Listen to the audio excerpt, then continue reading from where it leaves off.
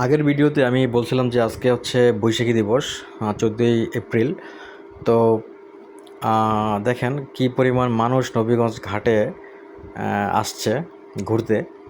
যে ফেরি থেকে মাত্র ফেরি আসলো এবং ফেরি থেকে মানুষগুলো নামতেছে এবং গাড়িগুলো নামতেছে, এবং আমরা আসছিলাম এক জায়গায়। তো আমরা এখানে কাজ শেষ করে আমরা চলে যাইতেছি।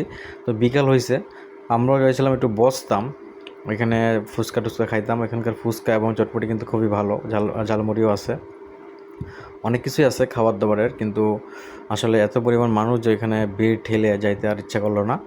তো এই ঘাট পার হয়ে আমরা নিচে নৌকার জন্য নৌকাতে উঠবো, তখন দাঁড়ায় আছি আর কি, এই সময় ভিডিওটা করা। তো দেখেন প্রচুর পরিমাণ বিজি একটা ঘাট বলা চলে, যদিও এখান থেকে ব্রিজ হওয়ার কোনো সম্ভাবনা আছে কিনা আমি জানি না।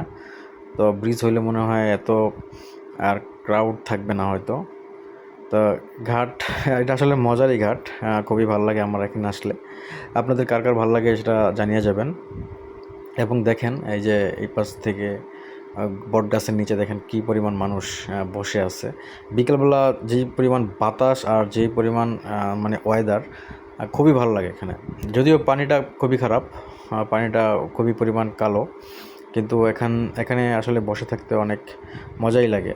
আমি একবার বসছিলাম, তো খাবার দাবার প্লাস বসা, একটু আড্ডা আড্ডা করা একটু খুব ভালোই লাগে। তো তো আসলে আপনাদের আমন্ত্রণ রইল, দেখার জন্য ধন্যবাদ। অবশ্যই এখানে যাবেন।